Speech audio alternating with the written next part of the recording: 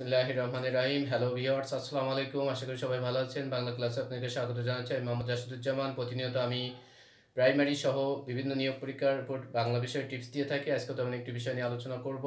আমাদের যেহেতু বিভিন্ন পরীক্ষায় বানান শুদ্ধিকরণ আসে, শব্দ শুদ্ধিকরণ এবং বাক্য শুদ্ধিকরণ আসে, সেই বানান সতর্কতা নিয়ে আমি ক্লাস নেব। আমি এর আগে থেকে ঢ পর্যন্ত বিভিন্ন বর্ণের বানানের উপর টিপস দিয়েছি।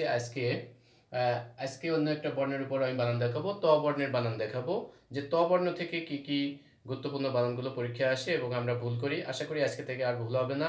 আপনারা শেষ পর্যন্ত ক্লাস দেখবেন, লাইক কমেন্টস ও সাবস্ক্রাইব করে আমার সাথে থাকবেন। তাহলে চলুন আজকে আমরা যে বর্ণের বানানটা ঠিক আছে, ত বর্ণের বানান নিয়ে দেখাবো। এখানে অনেকগুলো গুরুত্বপূর্ণ বানান রয়েছে, যেগুলো বানান অনেক সময় সন্ধিতে থাকে এবং বিভিন্ন কারণে আমাদের ভুল হয়ে থাকে। তাহলে দেখা যাক আজকে ত বর্ণ দিয়ে কি কি বানান রয়েছে এবং যেগুলো পরীক্ষায় আসার মতো সেগুলো আমরা দেখব। প্রথমে দেখছি তকদির। তকদির মানে হচ্ছে ভাগ্য। আমরা অনেক সময় এখানে দীর্ঘিকার দিয়ে দিই। তকদির একটা বিদেশি শব্দ। আমরা জানি যে বিভিন্ন বানানে দীর্ঘ ইকারটা রস্বীকার হয়, তাহলে তকদির মানে ভাগ্য, এটা আমরা খেয়াল রাখবো। তারপরে দেখেন তকমা। তকমা মানে হচ্ছে পদক দেওয়া, তকমা। ঠিক আছে, এটা খেয়াল রাখবো। তারপরে দেখেন তক্ষক। এই জায়গা আমরা অনেক সময় এরকম দিয়ে দিই। দেখেন এর মধ্যে আছে হ যোগ ম, আর এর মধ্যে আছে ক যোগ স, তাহলে দুইটার বিস্তর পার্থক্য রয়েছে। তক্ষক, তক্ষক মানে হচ্ছে বিষধর সাপ। বিষধর সাপকে তক্ষক বলা হয়। ঠিক আছে, তাহলে এইটা আমরা যেন কখনো না দিই, এইটা হবে। ঠিক আছে, এরকম বানানগুলো আছে। তক্ষশিলা, একই কথা। এই জায়গায় যেটা আমাদের দরকার সেটাও খেয়াল রাখবো। আর শিলা বানানের রস্বীকার। ঠিক আছে, তক্ষশিলা। তারপরে দেখেন তসরূপ। তসরূপ, এটা রস্যকার। আপনি যদি নিচে এরকম দেন তাও হবে, ভুলেও যেন এরকম বা এরকম না দিই। ঠিক আছে, এই দুটা দিলে আমাদের ভুল হবে, তাহলে আমাদের তসরূপ এরকম। তারপর লিখবেন তস নস। আমরা অনেক সময় চ দিয়ে দিই। ঠিক আছে, তস নস, চ হবে না, হবে হচ্ছে তস ছ, হবে তস নস। এরকম বানানগুলো আমাদের খেয়াল রাখতে হবে। ঠিক আছে, তারপরে দেখেন অনেকগুলো বানান রয়েছে এখানে। অন্যান্য বানানগুলো আমরা দেখানোর চেষ্টা করছি। তারপরে দেখেন তটভূমি। তটভূমি, তট মানে হচ্ছে সমুদ্র বা নদীর উপকূল জায়গাকে তট বলে, সেই জায়গাটার নাম হচ্ছে তটভূমি। আমরা ভূমিতে যদি রস্যকার দিই তাহলে ভুল যাবে। আমাদের সঠিক অ্যান্সার হবে ভূমিতে দীর্ঘকার। যত ভূমি লিখবেন সব দীর্ঘকার। তারপর লেখেন এরকমই তটস্থ। তট, তট মানে উপকূল, এই উপকূলের স্থান কি তটস্থ বা তটভূমি একই নাম দিয়ে থাকে। তাহলে এখানে খেয়াল করতে হবে দন্তেশ্বর সাথে যদি এরকম থাকে একই কথা। এইটাও থ আর এটা তো থ বোঝাই যাচ্ছে। ঠিক আছে, আমরা অনেক সময় মনে করি এর নিচে হ আছে। যুক্তবর্ণ বিভাজনের সময় এই ভুলটা হয়ে থাকে। আসলে এখানে হ না, এটা সংক্ষেপে এইভাবে লেখা হয়, আসলে এটা হবে থ। তাহলে তটস্থ এরকম বানান আমাদের লিখতে হবে। যেমন মুখস্থ, ওখানেও থ আছে। ঠিক আছে, এর পরবর্তী বানান দেখেন তড়িঘড়ি। আমাদের অনেক সময় আঞ্চলিক টান এসে তরি এরকম ঘড়ি এরকম লিখে ফেলি, কিন্তু এগুলো কিন্তু ভুলেও দেবেন না, তরি ঘড়ি। ঠিক আছে, ঘড়ি বানান আপনারা জানেন। তারপরে দেখেন তড়িৎ। তড়িতে খণ্ডতা, আমরা যদি ত দিয়ে দিই উচ্চারণ কিন্তু একই রকম। ত এবং খণ্ডতা আপনারা সন্ধিত দেখবেন, ত এবং খণ্ডতা উচ্চারণ কিন্তু এক, কিন্তু এখানে হবে খণ্ডতা। আমরা যখন এর সাথে বিভক্তি বা প্রত্যয় যোগ করব তখন এই তটা হবে। আমি যদি বলি তড়িতের সাথে, তড়িতের সাথে, তাহলে তড়িতে, তখন কিন্তু আমি ত লিখছি। যখন এখানে যে বিভক্তি এ বা প্রত্যয় যোগ হয়েছে তখন আমাকে ত দিতে হবে, আর বাদ বাকি সময় খণ্ডত দিতে হবে। যেমন ভবিষ্যৎ বানানে মূর্ধন্য স, এরপর খণ্ডত। যখন আমি যাব ভবিষ্যতের তখন ত দিতে হবে। তাহলে এইগুলো খেয়াল রাখতে হবে আমাদেরকে। পরবর্তী বানান দেখেন ততক্ষণ। এই যে ক্ষণ আমরা যদি এরকম না দিয়ে দিই এবং এখানে যেন দন্তন্য না দিই, তাহলে দুই জায়গা ভুল যাবে। কেন মূর্ধন্য হবে? দেখেন ক এবং স, এই দুইটা বর্ণ মিলে হয়েছে ক্ষিয়। দেখেন নত্যবিধানের একটা নিয়ম আছে যে রি র স, আমরা গত টিউটোরিয়ালে দিয়ে দেখিয়েছি। রি র, এই যে মূর্ধন্য স, এই তিনটা বর্ণের পরে তৎসম শব্দের বানানে মূর্ধন্য হয়। তাহলে দেখেন এখানে স আছে, স্বর পরবর্তী এই নটা মূর্ধন্য হয়েছে। তাহলে এটা একটা নত্যবিধানের নিয়ম পড়ছে, আমাদের এরকম খেয়াল করতে হবে। এরকম আরো বানান আছে, যেমন লক্ষণ, হ্যাঁ, ব্রাহ্মণ, এরকম বানানগুলো আমাদের খেয়াল রাখতে হবে। তারপরে দেখেন তত্ত্ব। এক তত্ত্ব আছে, এরকম তত্ত্ব, প্রাণিত্ব। আমি যদি এরকম বানান লিখি তখন কিন্তু এইটা। আবার যদি বলি তত্ত্বকথা, তত্ত্বজ্ঞান, এটা হচ্ছে মতবাদ। এই মতবাদের যে তত্ত্ব মানে মতবাদ, সেই তত্ত্ব বানানে ত ত নিচে ব, অর্থাৎ দুইটা ত তারপরে এখানে ব, এই যে এখানে ত ত তারপরে নিচে ব হবে। এটা যদি এরকম দেন তাহলে আবার ভুল যাবে। আবার প্রাণিত্ব বানানে যদি এরকম দেন তাহলেও ভুল যাবে। ঠিক আছে, প্রাণিত্ব মানে প্রাণী সম্পর্কিত, আর তত্ত্ব মানে হচ্ছে মতবাদ, এটা খেয়াল রাখতে হবে।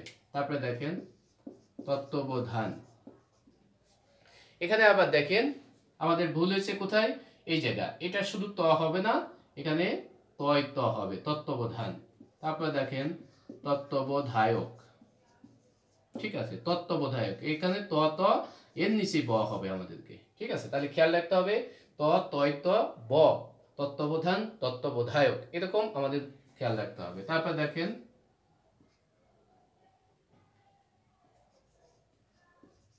তদ্রূপ।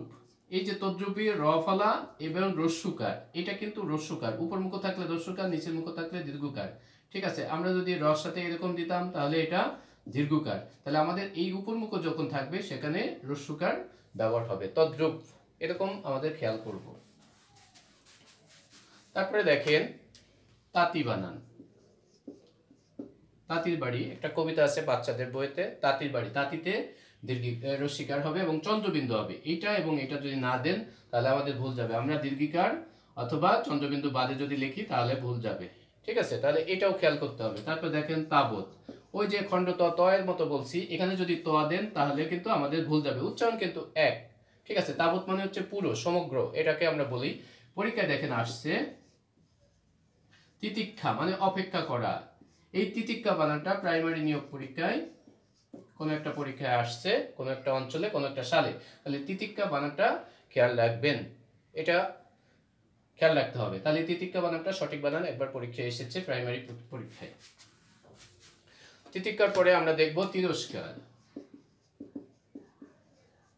দেখেন আমি যদি এখানে মূর্ধন্য ষ দিই তাহলে আমাকে ভুল যাবে। সন্ধিতে আছে অ অথবা আর সাথে বিসর্গ, আর দ্বিতীয় অংশে যদি ক বা খ থাকে তাহলে এই বিসর্গটা উঠে কি হবে, দন্ত স হবে। আমি এখন ভাঙি দেখি, তির যোগ কার। দেখেন তির, যখন আমি এখানে হর্ষত চিহ্ন দেই নি তার সাথে, তার মানে এখানে স্বরে অ আছে, প্রত্যেকটা ব্যঞ্জনের সাথে একটা স্বরবর্ণ অ থাকে। এখানে বিসর্গ দেখেন অর সাথে বিসর্গ আছে, আর দ্বিতীয় অংশ আছে ক। আমরা দেখছি এই যে প্রথম অংশের সাথে বিসর্গ, হ্যাঁ, অর সাথে বিসর্গ, আর দ্বিতীয় অংশে ক আছে, তাহলে উভয় মিলে আমরা স হবে, তাহলে দেখেন দন্ত স হয়েছে। তাহলে আমরা যদি এখানে মূর্ধন্য ষ দিই তাহলে ভুল যাবে, তাহলে এই যে দন্ত স এখানে মিলিত হয়েছে, তিরস্কার, ভাস্কর, তস্কর, লস্কর, নমস্কার, হ্যাঁ, পদস্খলন, এই সন্ধিতে এই নিয়মটা আছে বিসর্গ সন্ধির মধ্যে, তাহলে আমরা খেয়াল করব। আর যদি এখানে অ বা আ বাদে রস্যই বা রস্যু আসে তাহলে মূর্ধন্য স হবে। ঠিক আছে, এখানে যদি ই বা উ আসতো তাহলে এরপর যদি ক প ফ থাকতো তাহলে দন্তস্ব না হয়ে মূর্ধন্য স বা মূর্ধন্য স হইতো। এটা খেয়াল রাখবো। সন্ধির বিভিন্ন নিয়ম আছে, আমি এর উপর আলাদা টিউটোরিয়াল করব, আপনারা সেটাও দেখবেন।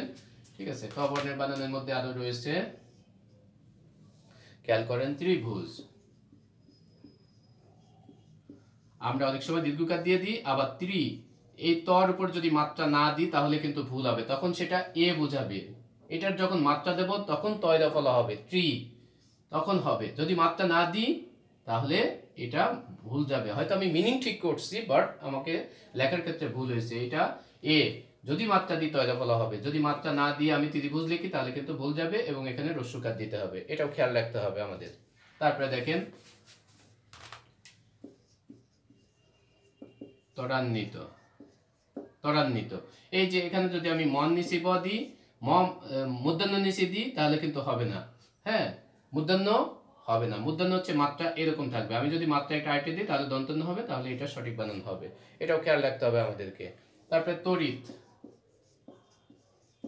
হ্যাঁ, এখানে আবার খণ্ডতা দিলে কিন্তু ভুল হবে। এরকম বানানগুলো এরকম দেখতে হবে এবং সঠিক করতে হবে, আমাদের কখন কি পরীক্ষা আসে বোঝা যায় না। তর্জনী, এখানে রস্যিকার প্লাস দন্তন্য, ঠিক আছে, তর্জনী, তাহলে খেয়াল রাখতে হবে তর্জনী মানে, আচ্ছা তর্জনী।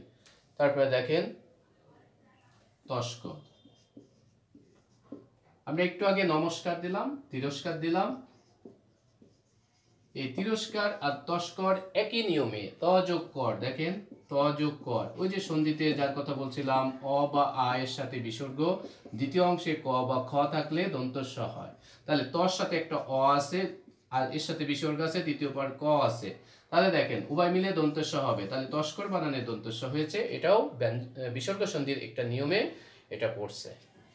ঠিক আছে, তাহলে সন্ধি গঠিত অনেকগুলো শব্দ পাচ্ছি, যেহেতু সন্ধি থেকে প্রশ্ন প্রায়ই আসে থেকে এবং 2-3টা প্রশ্ন আসে সন্ধি থেকে। তারপর দেখেন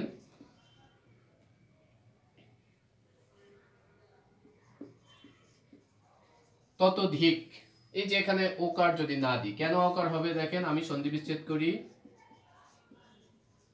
বিসর্গ সন্ধিতে আরেকটা নিয়ম দেখেন, অ এর সাথে বিসর্গ এবং দ্বিতীয় পাশ যদি অ থাকে, তাহলে প্রথম অংশে অ এর সাথে বিসর্গ আর দ্বিতীয় অংশে যদি অ থাকে তাহলে ওকার হবে, ওকার হবে। কিভাবে দেখেন, তত অ আছে, অর সাথে বিসর্গ, এই যে আমার প্রথম অংশে বিসর্গ আছে, আবার দ্বিতীয় অংশে বলছে অ থাকতে হবে, এখানে দেখেন অ আছে, এই যে অ, উভয় মিলে কি হবে ওকার, এই যে ওকার এখানে মিলিত হয়েছে। ততোধিক, বয়োধিক, বয়োযোগধিক একই নিয়মে পড়ছে। তাহলে বিসর্গ সন্ধি প্রথম নিয়মের মধ্যে এগুলো আছে কিন্তু, যে প্রথম অংশে অ এর সাথে বিসর্গ এবং দ্বিতীয় অংশে যদি অ থাকে তাহলে এই বিসর্গ উঠে যে কি হয় ওখানে ওকার হয়ে যায়। এগুলো আমাদের খেয়াল করতে হবে, সন্ধি গঠিত এবং বানানের নিয়ম এগুলো।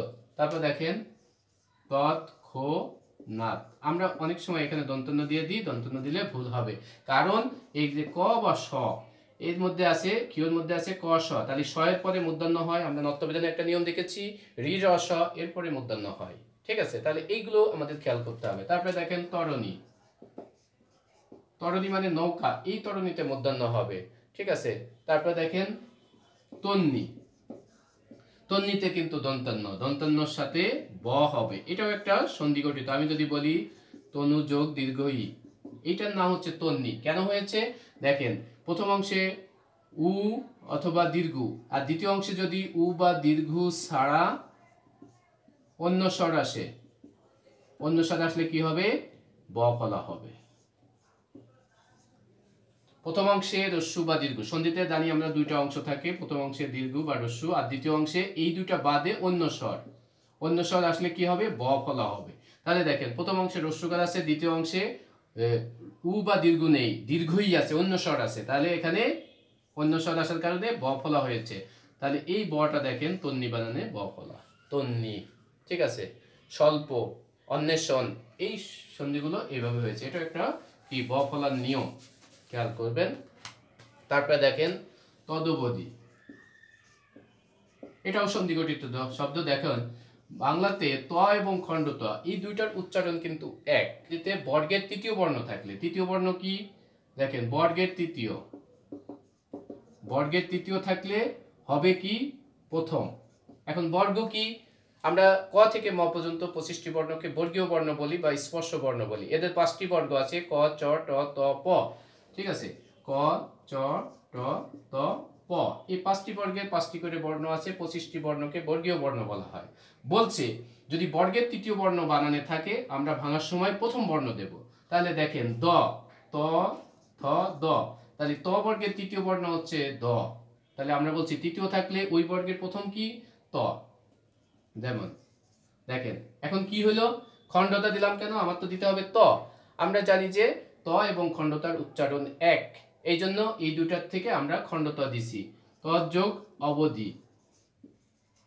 দেখেন বর্গের এটা যদি প্রথম বর্ণ হয় তাহলে আমার বানানে আছে তৃতীয় বর্ণ, অর্থাৎ বানানে তৃতীয় বর্ণ থাকলে বানানে ভাঙার সময় আমরা প্রথম বর্ণ দেব। এরকম অনেকগুলো উদাহরণ আছে, সুবন্ত, হ্যাঁ নিজন্ত, এই বানানগুলো আছে, তদবধি, এই বানানগুলো সন্ধিতে ব্যঞ্জন সন্ধিতে রয়েছে। তাহলে বর্গের তৃতীয় থাকলে প্রথম বর্ণ হয়। তারপর দেখেন তন্ময়,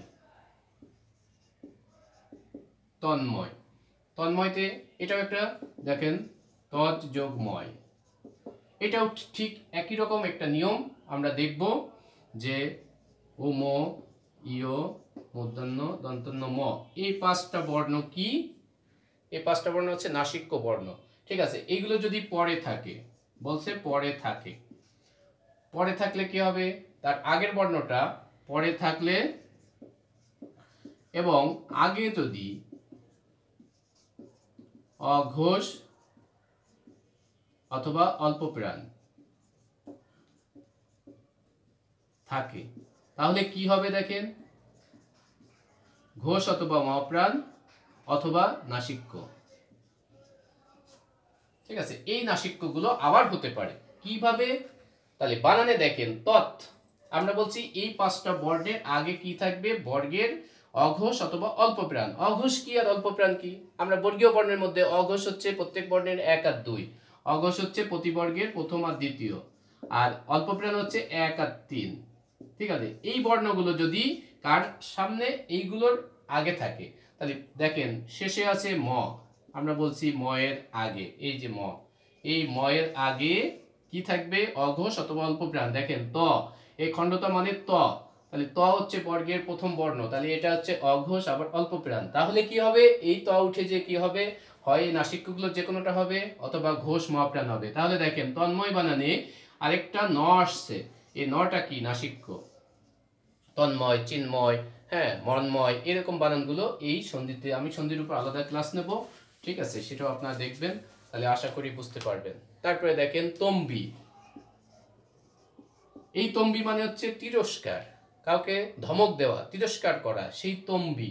আর তন্নি না, কিন্তু তন্নি হচ্ছে সন্ধিগঠিত এই শব্দটা। তারপরে দেখেন তরবারি, তরবারিতে আমরা দীর্ঘিকার যদি দিই ভুল যাবে, আধুনিক বাংলা নিয়মে বলছে দেশ, জাতি, নাম, ভাষার ক্ষেত্রে রস্যইকার হবে, আপনারা সেই কথা খেয়াল রাখবেন। তারপরে দেখেন তরুণ, তরুণ বানানে যদি দন্তন্য দিই ভুল হবে, এখানে দীর্ঘকার, রস্যকারের জায়গায় যদি দীর্ঘকার দিই তাহলে ভুল যাবে। ঠিক আছে, তাহলে আমরা এটা খেয়াল করব, তরুণ। তারপরে দেখেন তহবিল, কোনো কারণে যদি দীর্ঘিকার দিয়ে দেন তহবিলে তাহলে ভুল যাবে।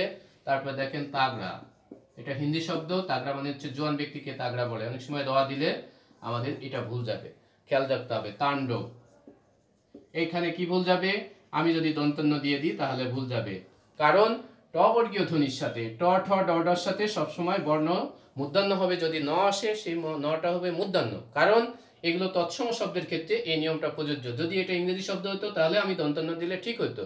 তাহলে দেখেন তাণ্ডব একটা ইংরেজি শব্দ না, বিদেশি শব্দ না, এটা তৎসম বা সংস্কৃত, কারণ ট ঠ ড ডর সাথে যুক্ত বর্ণ আসতে গেলে যদি ন আসে সেই নটা মূর্ধন্য হবে, এই নিয়মে এটা পড়ছে, তাহলে তাণ্ডব খেয়াল রাখতে হবে।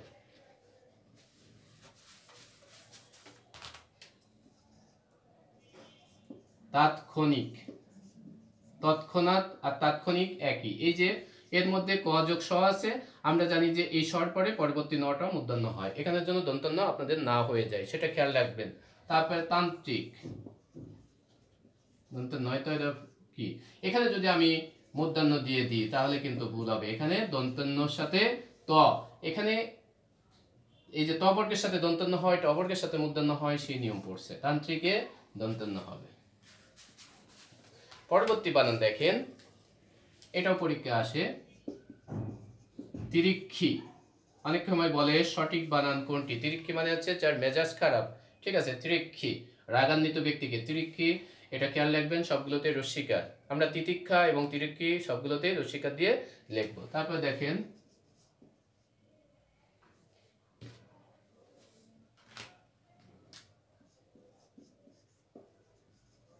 তিলোত্তমা, তিলোত্তমা বানানটা খেয়াল রাখবেন, তিলোত্তমা সম্ভব কাব্য, মাইকেল মধুসূদনের একটি কাব্য, সেটাও খেয়াল রাখবেন। তারপরে দেখেন তুবড়ি, অনেক সময় আমরা র দিয়ে রাখি, তুবড়ি মানে হচ্ছে আতশবাজি, ঠিক আছে, তাহলে তুবড়িতে ডয় শূন্য র হবে, ঠিক আছে, আবার রস্যিকার হবে, এটাও খেয়াল রাখতে হবে। তারপরে দেখেন তুরস্ক, এটা বিদেশি শব্দের অনুবাদ, তুর্কি থেকে তুরস্ক, এই জন্য দন্তস্ব হবে, সমস্ত বিদেশি শব্দে, দেশি শব্দে, তদ্ভব শব্দে সবসময় হয় দন্তস্ব বা তালব্য হবে, শুধুমাত্র তৎসম শব্দের বানানে মূর্ধন্য স হবে, এটা খেয়াল রাখতে হবে। তারপরে দেখেন তৃণ, তৃণ বানানে অনেকে যদি দন্তন্য দেয় ভুল হবে, কি কারণে, দেখেন রি, র, স, এই তিনটা বর্ণের পরে তৎসম শব্দের বানানে মূর্ধন্য হয়, তাহলে এই যে মূর্ধন্য হয়েছে এখানে রি আছে বলে, রি এর সংক্ষিপ্ত হচ্ছে রিকার, তাহলে রির পরে মূর্ধন্য হয়েছে, এবং এটা বানানটা ইংরেজি বা বিদেশি না, এটা তৎসম বা সংস্কৃত, এই জন্যই মূর্ধন্য হয়েছে, তাহলে খেয়াল রাখতে হবে আমাদেরকে। তারপরে দেখেন তেজস্বী, তেজস্বী, এখানে দীর্ঘিকার হবে, কারণ দেখেন এটা একটা সন্ধিগঠিত শব্দ, তেজ যোগ বিন, শব্দের শেষে যদি দীর্ঘিকার থাকে, হ্যাঁ সন্ধি না, এটা একটা প্রত্যয় গঠিত শব্দ, শব্দের শেষে দীর্ঘিকার থাকলে সেই দীর্ঘিকারের জায়গা বিন প্রত্যয় হয়, ঠিক আছে, তাহলে শব্দের শেষে দীর্ঘিকার আছে, আমরা বিন প্রত্যয় বসাবো, তেজ, যোগ বিন। তাহলে এর তেজস্বী বানান এরকম হবে, মায়াবী, মেধাবী, এই নিয়মে পড়ছে এগুলো। তারপরে দেখেন তেপান্তর। আমি যদি এখানে মূর্ধন্য তয় দিই হবে না, কারণ ত বর্গীয় ধ্বনির সাথে দন্তন্য হয় আর ট বর্গের সাথে মূর্ধন্য হয়। এটা নত্য সত্য বিধানের নিয়ম, বারবার বলা হচ্ছে, খেয়াল রাখবেন। যদি বানানটা তৎসম হয়, সংস্কৃত হয় মূর্ধন্য অথবা মূর্ধন্য স, আর বাদবাকি ক্ষেত্রে বিদেশি, দেশি, তদ্ভব, এই ক্ষেত্রে হয় দন্তন্য, বা স্বর ক্ষেত্রে দন্তস্ব বা তালব্য আপনারা ব্যবহার করবেন। তৈজস পত্র, এটাও খেয়াল রাখবেন, তৈজস এখানে দন্তস্ব হবে। তারপরে তোরণ, তোরণ, তোরণ মানে হচ্ছে গেট, ফটক, তাহলে এখানেও মূর্ধন্য হবে, রড পরে মূর্ধন্য, এটা নত্যবিধানের নিয়ম। তারপরে দেখেন ত্রিশূল, শুল, শুলে বিদ্ধ করা, আমরা জানি যে ত্রিশূল, এই ত্রির উপর যদি মাত্রা না দেন তাহলে কিন্তু ভুল যাবে, এবং শুলে রস্যকার দিলে ভুল যাবে। তাহলে খেয়াল রাখতে হবে। এ হচ্ছে ত দিয়ে আমরা যে বানানগুলো দেখালাম, অবশ্যই খেয়াল করবেন। আশা করি এখান থেকে যদি পরীক্ষা আসে তাহলে আপনারা কি কমন পাবেন এবং বেশি নম্বর পাবেন সে আশা করছি। এবং ক্লাস দেখার জন্য সবাইকে ধন্যবাদ। আসসালামু আলাইকুম।